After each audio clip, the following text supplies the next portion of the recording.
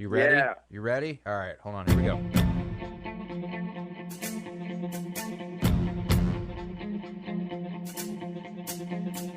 What's going on, everyone? This is the My Aggie Nation podcast. I'm Travis Brown with the Eagle. We got a whole Aggie roundtable of goodness today. First, it's Alex Miller of the Eagle as well. Alex, how's it going? Going well. And then we got the Godfather, one of the Godfathers of the My Aggie Nation podcast, back with us, Zach Taylor. Zach, how's it going? It's hanging, man. Good. And then our special guest, the guy who is traveling all across God's green earth right now with all of his jobs. That's Andrew Monaco, the voice of the Aggies. How's Tampa treating you, Andrew? Tampa is treating me well. It's warm, which has been a nice change from the last. I'm jealous. Yeah, I I've really got a am. flannel, a vest, and I've got my heavy jacket that I wore to work, and I was still cold. So, well, both Andrew and I were kind of freezing our buns off at the last day of the Frisco Classic a couple days ago. So it's probably a welcome change of pace scenery for you, Andrew. The toes have finally thawed out from Sunday. Well, let's go ahead and get started there, Andrew, with a little Aggie baseball. We'll save the goodness of Aggie men's basketball for last. But baseball, a little bit of an interesting start, a little bit of a slow start maybe to the Jim Schlossnagle era. What's kind of been your initial take on Aggie baseball and where they've gotten so far? I think the absolute positive is the starting pitching by Texas A&M. And the way Jim Schlossnagle talked about it, it's you set up your pitching staff not just for this year, but in the future. So you have someone like Nathan Detmer on a Friday, has some experience of pitching in the SEC last year. Micah Dallas, although he hasn't pitched in the SEC, has skins on the wall from pitching at Tech. And then as Jim Schlossnagle says, your Sunday starter, usually a freshman for this year and for years in the future, in Ryan Prager, and then Christian Curtis being your Tuesday starter. So with an eye on this year and an eye for the future, except for Friday's start by Nathan Detmer, which was a bit of an anomaly, the starting pitching has been good. You notice I haven't brought up the relief pitching. That's where you've got to find out who is going to be in what role, I think earlier. Great job by Polish and Cortez on Saturday in the win in the Frisco Classic, but still some things to figure out. And hitting has been hit and miss. They're leaving a lot of runners on base. Good news, getting on. Bad news, not driving everyone in. They left runners in scoring position. Instead of having that loss on Sunday to Wichita State, you drive in some of those earlier runs. Does that help the bullpen down the line? You don't know. But I think there's still some adjustment about who is going to pitch when and who's going to be in that comfort zone. Do you start a clean inning? Are you comfortable coming in with runners on? Things like that. The lineup seems to be coming. It really does. We've noticed that lineup. And it's had to be juggled, has it not, with Trevor Werner in and out of that lineup. And we've seen Cole Kaler in Frisco. He played second, third, and short during that Classic. So things that are still coming together, but has to be kind of quick with that SEC season right around the corner. Yeah, I'm going to agree with Andrew on that one, too. I mean, especially Micah Dallas, because, again, a transfer, he's coming in. He's now finally got a shot to be in that starting rotation on the weekend. He's been tremendous so far. But, yeah, when you look at the back of the pen, you knew that Moo Menifee was going to be a guy that they were going to lean heavily on this year. I think they're still going to lean heavily on him, but he is not, as far as looking at the numbers, as far as what he's done, it hasn't been a great start for him. So he's a guy that really needs to get it together if they want to be able to sew up that the back of the bullpen and be able to accomplish what they need to. And yeah, early on too, and Andrew was talking about how the lineup is coming. I think that's true. And early on in the season, especially in colder weather, you kind of have to take things with a grain of salt, right? Especially when it comes to hitting. You don't know if those guys are warmed up yet, figuratively and literally. So, and you also got a lot of new players that are trying to gel right now. And I get it's a little bit different than maybe it would be in basketball and football, but you have a nucleus of guys that a lot of them have not played together before, and they're still trying to figure each other out. So everyone knew that there were going to be some growing pains. Everybody knew it was going to be a bit of a learning curve under a new head coach. There's obviously been some good things. There's been some bad things, but shoring up that bullpen, I think, has to be the number one priority right now. Yeah, I mean, you mentioned the guys left on base. I think in the first 8 games for the Frisco Classic, that was 75 batters left on base. The interesting thing I'll see, and I agree with you, starting pitching has been pretty fantastic. Micah Dallas has been lights out. And talking with Micah, 3-pitch guy, and that slider is something he's really trying to work on, incorporate more. So kind of really a 2-pitch guy moving forward through these first couple of games. It's done well for him so far. He's going to need to build up that slider once they start getting into SEC play. So that'll be an interesting thing. Andrew, I know your great work is having conversations with these guys, getting to know them beyond the diamond. Who are some of these players that have stood out to you that you've gotten to talk to, or even some of the coaches, coaching staff that have really piqued your interest in some of the personalities surrounding the program? As you know, we started the baseball show, the Aggie Baseball Hour this year. Jim Schlossnagle did something like this at TCU, and he wanted to add it here. And I think it's fascinating to be able to do it. And to have, for me personally, Jimbo, then Buzz, and now Coach Schloss all year to talk to them, it is a lot of fun. Still learning. I always talk about words. I'll use the buzz words we use. Still learning that with Coach Schlossnagle about certain things. And the more I get to talk with him, the more I learn about his dynamics, how he wants that first batter to get on. It's one thing to get a 2-out hit. That's really good, but your chances are limited to get him in. Can you get that first batter on? And then can you move him up via a stolen base and then have someone drive him in, things like that. Micah Dallas was one of those guys, as you talked about, Travis, and I find that he's willingly accepts that role as, okay, I'm the guy who has a lot of the experience. And normally you don't see a lot of strikeouts from him because, he's a ground ball pitcher, but the strikeouts are great, which tells me that slider is moving. And we had Logan Britt on for the first show that we did. And I like the move to center field. I think this is a guy, and we saw a little bit in Frisco, use all fields. I think last year he was more of a pull guy, but when he used all fields, and I'm thinking of the game in Houston, and I'm doing that broadcast with John Sheshik, and he just loved the all-around ability of Logan Britt. And then he threw someone out at the plate. And once he does that, then guys stop running on him. And that was as a right fielder. Now as a center fielder, he can chew up an awful lot of ground. He and Brett Minnick are tall. And I'm fascinated by the multi-sport stars, right? Logan, the football and the baseball. Minnick, the basketball, and Minnick, if I'm not mistaken, on Saturday had one where he had to post up that foul ground, the wall there, to make a catch. And then Dylan Rock, can he make that adjustment from UTSA? And he was thrilled because Dylan Rock was a man without a team. When he knew he was going to transfer from UTSA, having grown up around A&M, come to football games, he really wanted to come to A&M and transfer here. But there was no coach at that time. What he told us, the story on Studio 12, was he wanted to come, no coach. Once Nolan Cain got here, Nolan Cain told Schloss, hey, UTSA played at LSU. We couldn't get this guy out.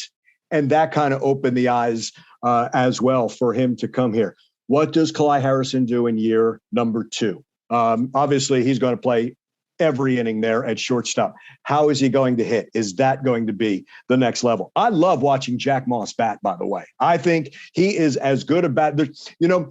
John Thornton in basketball talked about the poise of Boots Radford late in a shot clock or an inbound. I think there's a poise to Jack Moss at the plate. You want to try to sneak a first pitch fastball, base hit. He can go to all fields.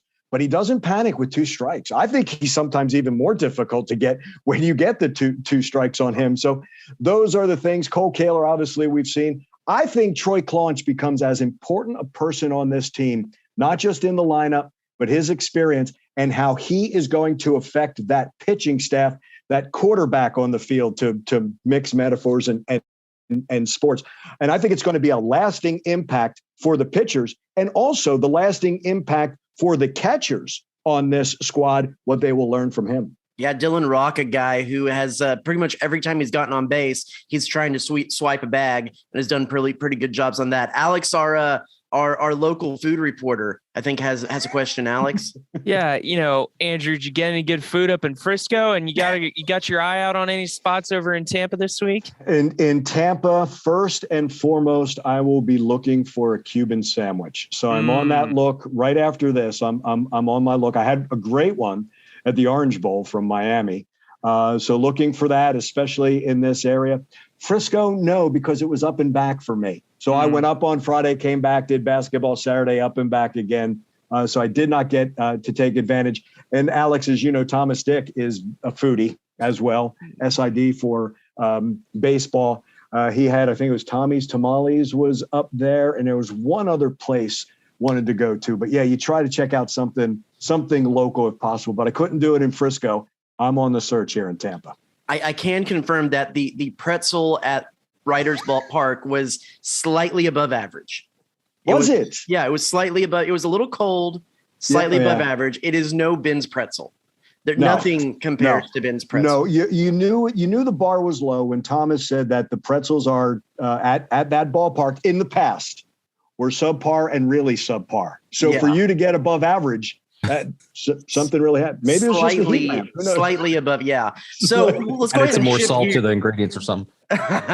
Well, I went saltless. Saltless? Unsalted. So You're salty enough. I am salty enough. Now, if you go, pro tip for everybody, if you go to an A&M baseball game, you get a Ben's pretzel first off. Amazing. They're delicious. But this year, added on, you can get a little bit of cinnamon sugar poured onto that. And it is fantastic. Really? Yes. I did not know that. Little cinnamon sugar dust. It'll change your life. So on that note, let's go ahead and shift over to Aggie men's basketball, who've been doing some sweet things lately. See that? I'm coming for your job, Andrew. I'm coming for your job.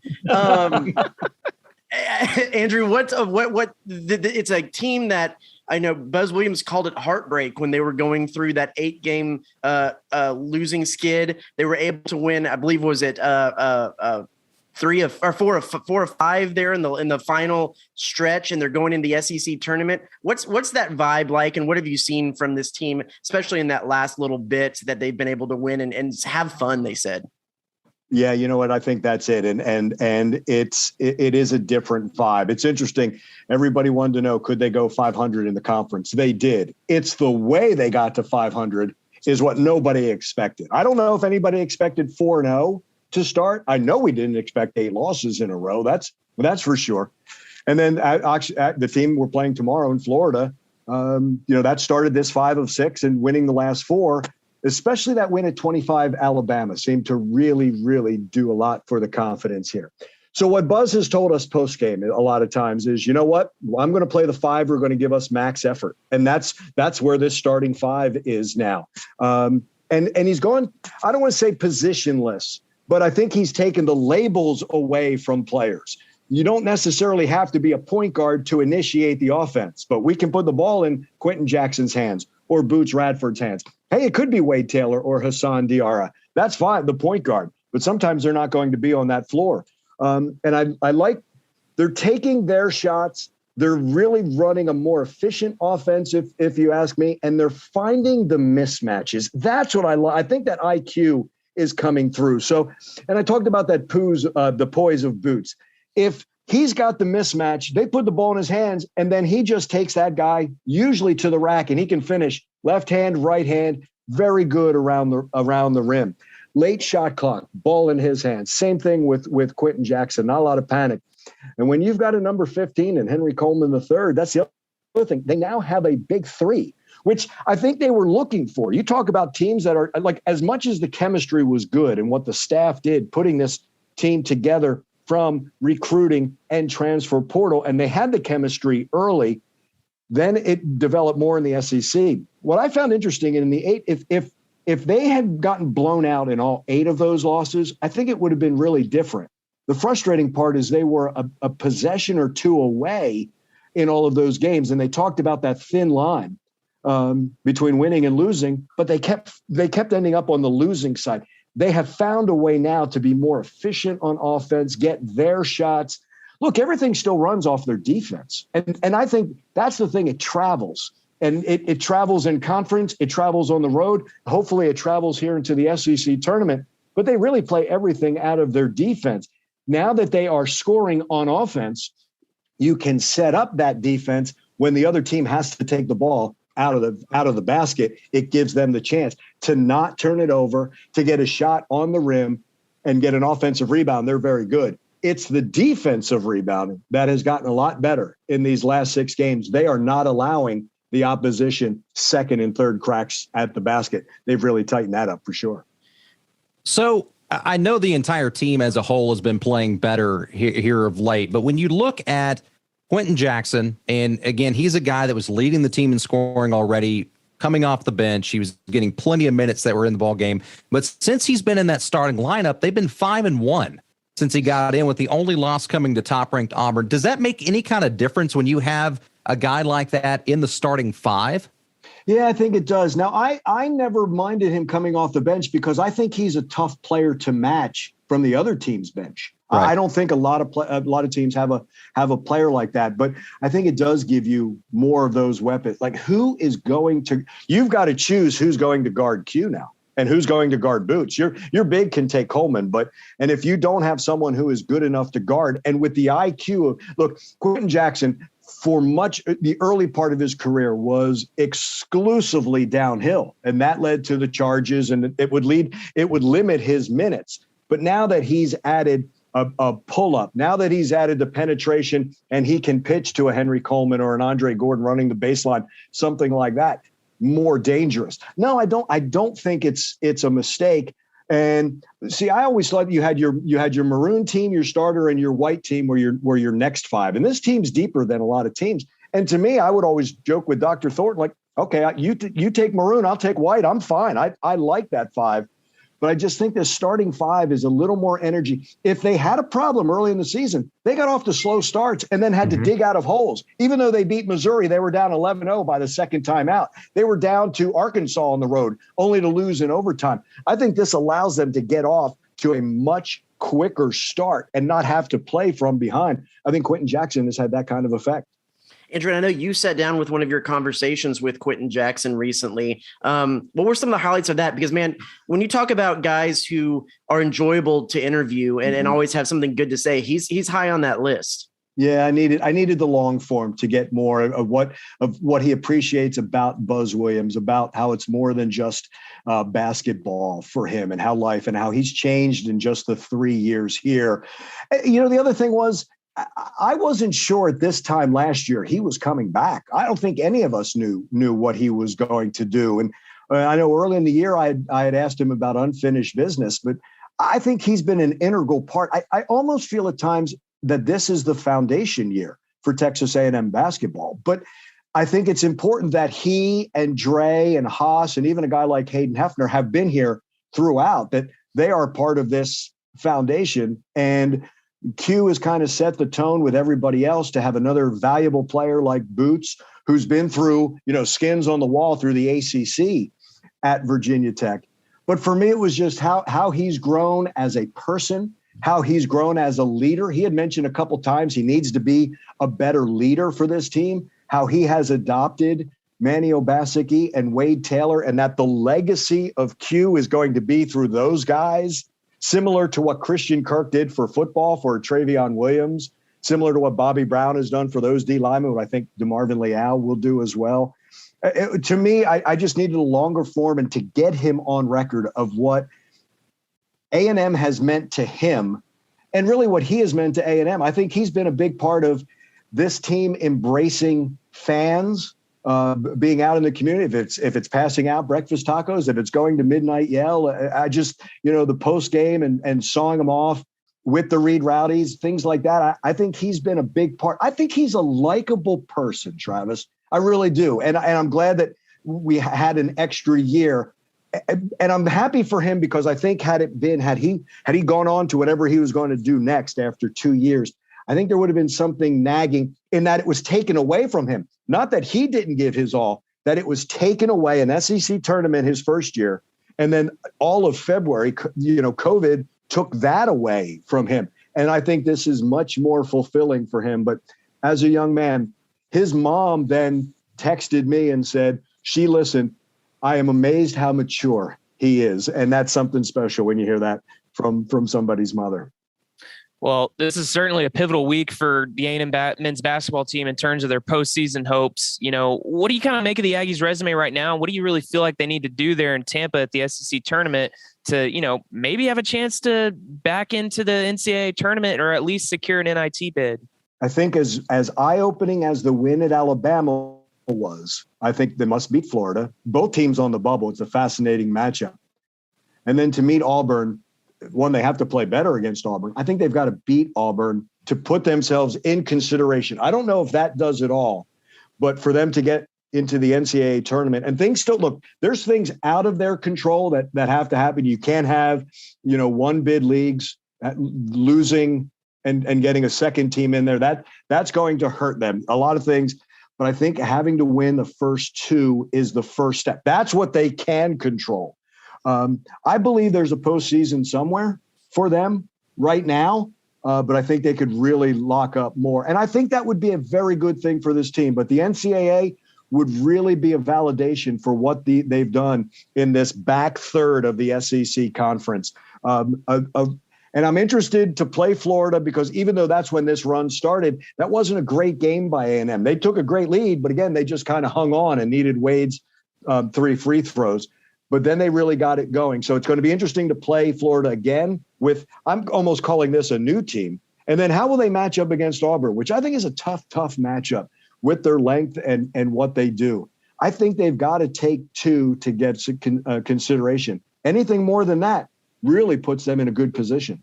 Yeah, I thought it was interesting, just like looking back at the last month, because that it was almost a month ago they went out on the road to Auburn and lost. And just reading the quotes from Bruce Pearl yesterday, it's for certain that they're going to play the winner of A&M in Florida, and he was just saying how they're probably a win or 2 away from making the NCAA tournament, and either are going to play with their hair on fire. So it seems like Auburn, at least, they're not taking whoever they're going to play lightly, whether it's A&M or Florida. And I don't think Auburn can afford to do that because, I mean, if you guys look at the SEC, nothing has really gone to form. There are some games you're watching going, well, how did that team beat that team? Because it's the SEC.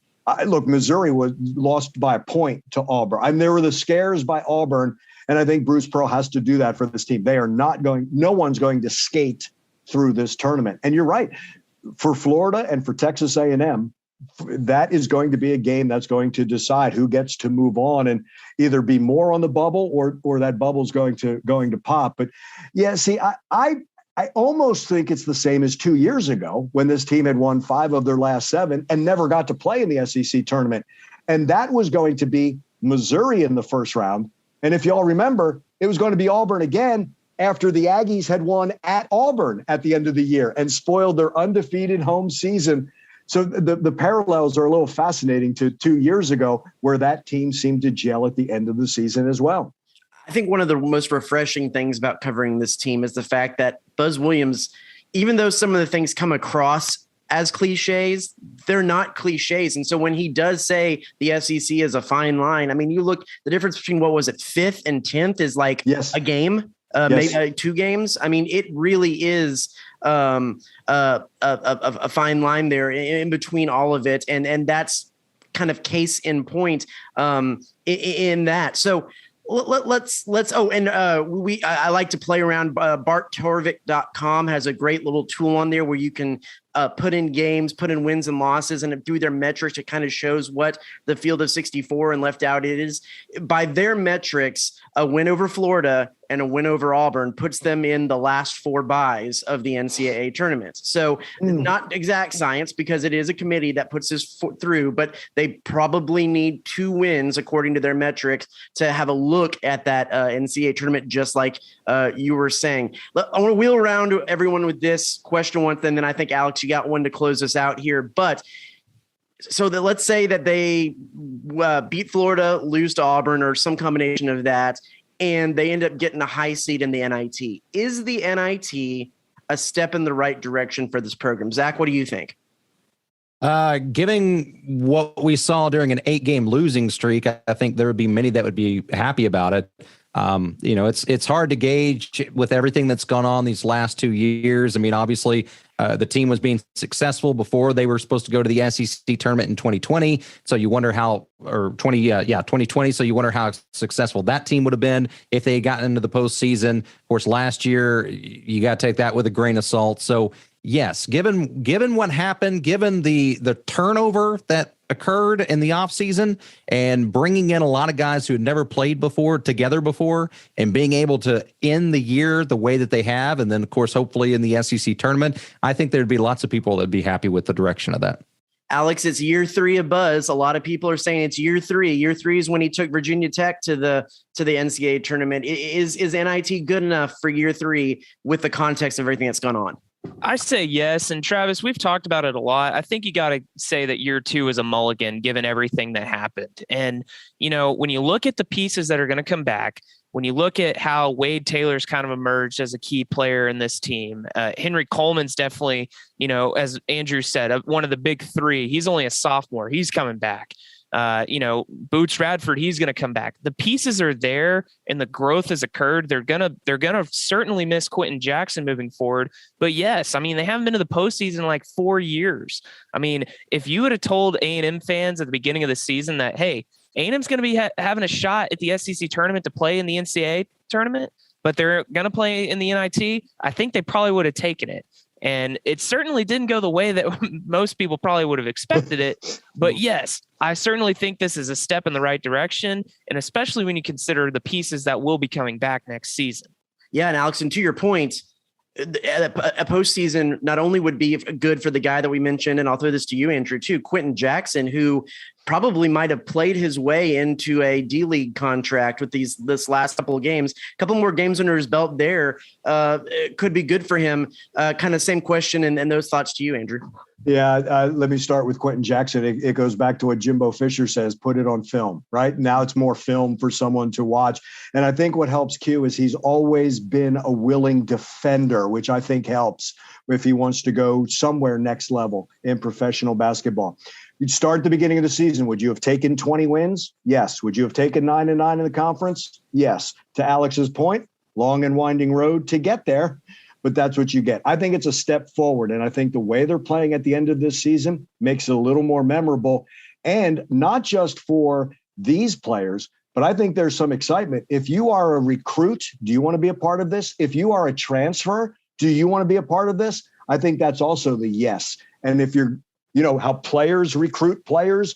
You're going to talk to a Henry Coleman III who is happy to be here. So is Boots Radford with his family. Glad that he's been here. You can play with a dynamic point guard like Wade Taylor IV. I just think, look, there's a lot of times you can play college basketball. Can you play for Buzz Williams? I think they're two different things. That doesn't mean you can't play. Can you buy in? And that's what this team has done from the get-go. And you know what you have to do. You know who you have to be. You know that you've got to be an OKG, our kind of guy. I just think it's the excitement, and I think you build from it. I think it's important that they make the NIT. But then you know what? You don't settle in the future. Then you build from there. But I think it's a great next step for this team. Definitely. Well, let's close with this because we'd be remiss to not talk a little A&M football with spring practice starting. What's maybe one thing as spring practice starts that you kind of got your eye on as the Aggies get going here? Travis, we can start with you. Oh, cool. I'll jump right in. Well, I'll take the easy one then since I'm going first. Quarterback battle. Everyone loves a good quarterback battle, and that is you got Haynes King, you got Connor Wigman, you've got Max Johnson. I think Haynes King is the heir apparent with what he was able to do starting last season. And then if I'm going to put my money down, I think Connor Wigman might be the number 2 guy in there with how much Jimbo Fisher raved. You do have some experience in Max Johnson, and he could certainly slide in there and be the experienced one. But like that Haynes King, Connor Wigman thing just really intrigues me, and I'm excited to see that. Andrew, we can go with you next. Defensive line and how they're going to be able to rotate. I think they've been deeper than they've ever been. And I think that D line, my partner, Dave Elmendorf, despite being on the back end and being the safety, he knows that front 4 helps that back 7.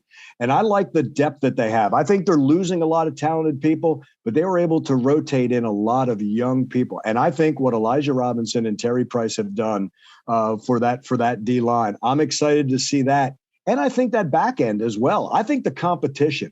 I think the other thing that we all have to understand, there's not going to be anything decided in the spring on offense or defense. It's going to give us an idea. There's going to be some times where we're going to see guys playing in positions that we won't see in the fall. Jimbo kind of gets a look.